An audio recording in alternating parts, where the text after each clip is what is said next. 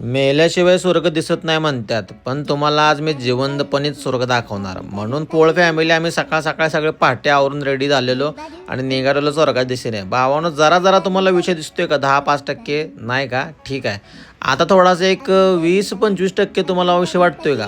तरी बी नाही का? ठीक आहे, जाऊ आपण माकडं बिकडं सोडा.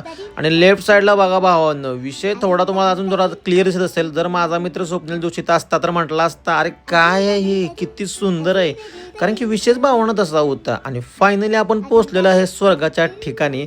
तर इथे एक्झॅक्ट नेमकं बघायचं काय आणि करायचं काय, ही जी मधमाशी करते नुसती ह्या फुलावरनं त्या फुलावर, त्या फुलावरनं ह्या फुलावर, सेम प्रोसिजर आपल्याला फॉलो करायचे आहेत. भावाने ही फुलं बघायची मस्त मस्त जगाच्या पाठी. ही फुलं फक्त इथंच येतात. आणि ही काय कुठल्या काय बाबानं नेटवरचा फोटो ढापला नाही, ॲक्च्युअल फोटो काढलेला तुमच्या भावानं. तर अशी ती विविध प्रकारचे भरपूर फुलं आहे. सगळ्यांचा आनंद घ्यायचा. फुलं बघून आमचं पाय धोका लागला, अक्षरशः पायाला गोळा आलं. म्हणून मामाला विचारलं, मामा कुल्फी कशी आहे? गरम कुल्फी. गरम आहे का? हो, गरम आहे गरम.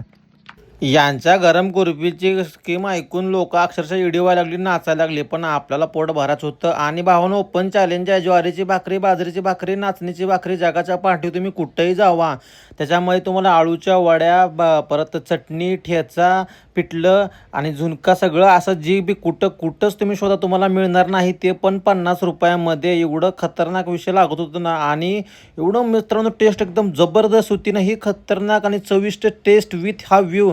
तुम्ही 5 स्टार, 7 स्टार, 8 स्टार, 9 स्टार सगळं हॉटेल झक मारते, कुठंच भेटणार नाही. फक्त या स्वर्गात भेटणार. पण यायचं एवढं पण सोपं नाही.